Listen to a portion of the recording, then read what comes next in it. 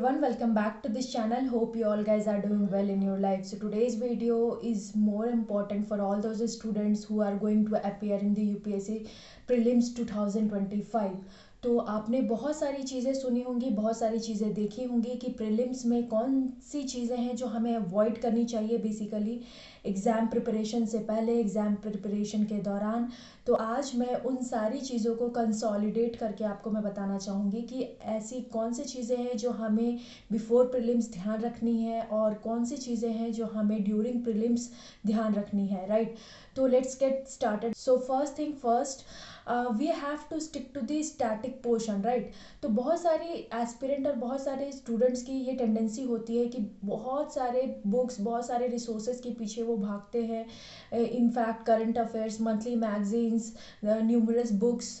तो ये चीज़ें हमें अवॉइड करनी है बिकॉज आप खुद सोचो कि जब आपके पास इतना ज़्यादा सिलेबस का पोर्शन है, इतने ज़्यादा सब्जेक्ट्स हैं, तो एक एटलिस्ट रिसोर्स फिक्स कर ले, उसी रिसोर्स को आप ले और पढ़ें और बार बार उन्हीं चीज़ों को रिवाइज करें ताकि जो चीज़ें हैं, जो फैक्ट्स हैं, जो भी कंटेंट है वो आपके माइंड में ऑलरेडी रिटेन रह पाए। जब आप डाइवर्सिफाई करते हैं अपने रिसोर्सेज को बेहतर बनाने के लिए, वैल्यू ऐड करते हैं, तो ये अननेसेसरी वैल्यू एडिशन आपके प्रीलिम्स में काम नहीं आती है और जिससे कि आपको ऑप्शनल कई बार ऐसा फील होता है कि आपको क्वेश्चंस समझ में तो आ रहा है, आपको चीज़ें याद तो हैं, बट आप ऑप्शंस को एलिमिनेट नहीं कर पा रहे हैं, आप सही ढंग से करेक्ट ऑप्शन चूज़ नहीं कर पा रहे हैं। तो ये चीज़ आप तब कर पाएंगे जब आपका स्टैटिक टू द पॉइंट बिल्कुल स्ट्रॉन्ग हो, राइट। तो ये ध्यान रखें। Next thing, fear of giving test. तो ये बहुत ज़्यादा फोबिया होता है बहुत सारे बच्चों के मन में कि हम पढ़ाई करते हैं, there are so many things to learn, to study, जहाँ पे चीज़ें हम कर लेते हैं पढ़ाई और ये रिवाइज भी कर लेते हैं, बट टेस्ट देने की बारी जब आती है तब वहाँ पे हम कहीं ना कहीं रुक जाते हैं। हमें कहीं एग्जाइटी फील होती है, स्ट्रेस फील होता है, वी फील लाइक कि नहीं, हम अच्छे से परफॉर्म नहीं कर पाएंगे। सी, अगर आपको ये सारी चीज़, ये सारे डाउट्स आपके मन में आ रहे हैं तो सेम फीलिंग अदर कैंडिडेट्स के मन में भी आते होंगे, but there is a difference between you and them. जो टेस्ट देते हैं उन्हें पता है कि उन्हें ये स्टिग्मा तोड़ना है, उनका ये जो माइंडसेट है वो उनसे निकलना है और उन्हें टेस्ट देना है, बिकॉज आप टेस्ट के ज़रिए ही आप जान पाइएगा कि आप कितने अच्छे से परफॉर्म आप कर रहे हैं और आपको कितने अच्छे से और परफॉर्मेंस इन्हांस करना है। आपको जब आप एक्सप्लेनेशन देखते हैं टेस्ट सीरीज़ के बाद, जो सॉल्यूशन मिलता है उनसे आपको कई सारी चीज़ें जानने को मिलती हैं। तो डोंट फील लाइक कि नहीं, मुझे टेस्ट नहीं देना है, मैं सिर्फ आंसर देख करके ही मैं समझ लूँगा, मैं ध्यान रख लूँगा। ये चीज़ें काम नहीं आएंगी because in your actual exam, because वो 2 घंटे का जो पेपर है वहाँ पे आपको कोई एक्सप्लेनेशन नहीं मिलेगा, वहाँ आप सिर्फ रिवाइज नहीं करोगे, वहाँ सिर्फ और सिर्फ आपके पास वो क्वेश्चन पेपर और आपका OMR सेट होगा। तो वो जो फियर होता है, वो जो स्ट्रेस होता है, उससे स्ट्रेस को आप रिलीज़ तभी कर पाएंगे जब आप इन्वायरमेंट लाइक कंडीशन में आप ऑलरेडी टेस्ट देंगे। तो आप ये इंश्योर करें कि जो भी एग्ज़ाम ड्यूरेशन का जो टाइम है आपके GS पेपर का, जो 9 AM से जो स्टार्ट हो जाता है, तो वो आप फिक्स कर ले GS के लिए और उसी ड्यूरेशन में कोशिश करें कि आप GS की इससे रिलेटेड मॉक टेस्ट लगा रहे हैं और जो लंच के बाद जो आपका CSAT का जो पेपर होता है उस पेपर को आप लंच के बाद ही प्रैक्टिस करें। उससे क्या होगा कि आपका एक माइंडसेट डेवलप रहेगा और आपका जो माइंड है उसी वे में काम करेगा। तो ये एक अडेप्टिव पावर आप जनरेट करिए आप अपने अंदर। इनफैक्ट टेस्ट जब आप लगाएं तो don't go behind only one test series.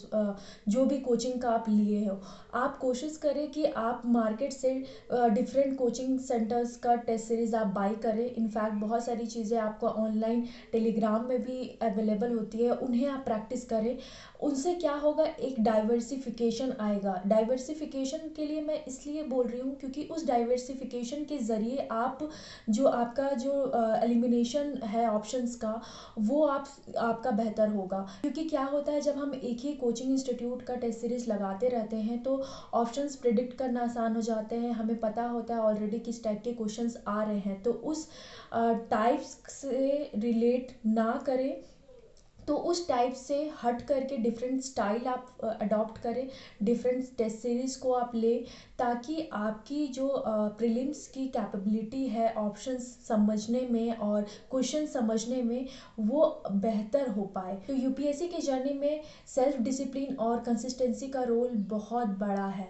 कोई भी आप सीरियस एस्पिरेंट को आप देखेंगे, इनफैक्ट उनके अंदर ये बिहेवियर में उनके होता है कि वो डिसिप्लिन होते हैं, उनके अंदर कंसिस्टेंसी होती है, क्योंकि उन्हें पता है कि ये दो चीज़ें हैं जो उन्हें अदर एस्पिरेंट से आगे रखेंगी।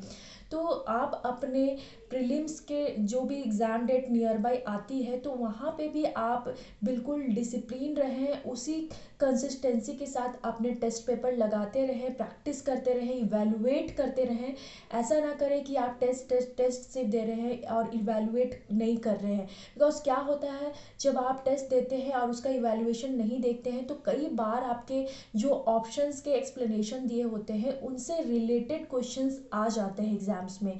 तो जो सॉल्यूशन में एक्सप्लेनेशन दिए जाते हैं उन्हें भी आप बाकायदा अच्छे से पढ़ें, तो आपको बहुत सारी चीज़ें क्लैरिटी आते जाएंगी उस टॉपिक से रिलेटेड, राइट। उसके बाद अगर मैं बात करूँ तो वो हो जाता है CSAT. See many of student fails in CSAT. In fact, those who are engineers, those who are well known about the maths concept, तो बहुत सारी स्टूडेंट्स हैं वो बहुत ज़्यादा कैजुअली ले लेते हैं सी सैट को। वो सोचते हैं कि वो तो सिर्फ पासिंग मार्क्स लेकर के आने हैं, तो वो क्राइटेरिया तो वो फुलफिल कर लेंगे। नो, बिकॉज नाउ अडेज जो यूपीएससी के क्वेश्चंस पूछने के जो तरीके हैं वो चेंज हो रहे हैं, वो they are more logical, they are more strategic.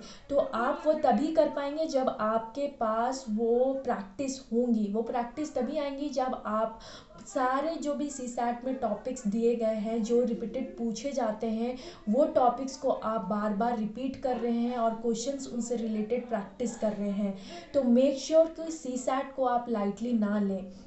And before prelims में अगर मैं लास्ट पॉइंट अगर मैं बोलूँ तो वो हो जाता है कि जब अभी आप 10-15 days earlier try to practice your PYQ only, don't go through behind the test series. जब उस 10-15 दिनों में आप सिर्फ PYQ प्रैक्टिस करते हैं तो एक माइंडसेट डेवलप हो जाता है कि यूपीएससी में किस तरीके से सवाल आ सकते हैं। तो ये आपके लिए एक प्लस पॉइंट आगे जाके बन सकता है। एंड नेक्स्ट थिंग अगर मैं बोलूँ कि during the UPSC exam, specially in your prelims exam, जब बच्चे जाते हैं तो वो बहुत ज़्यादा एंशियस होते हैं, बहुत ज़्यादा स्ट्रेस उनको फील होता है, बहुत ज़्यादा वो फील करते हैं कि पता नहीं किस तरीके के क्वेश्चंस आएंगे, कितना टफ होगा पेपर, बहुत सारे सवाल उनके अंदर चलते हैं।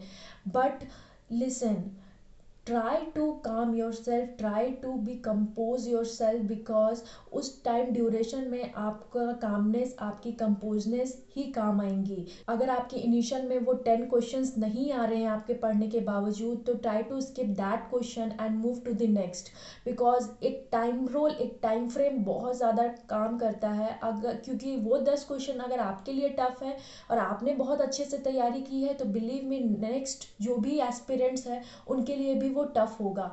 तो इसीलिए उन सारे क्वेश्चंस में उलझे ना, काम रहें।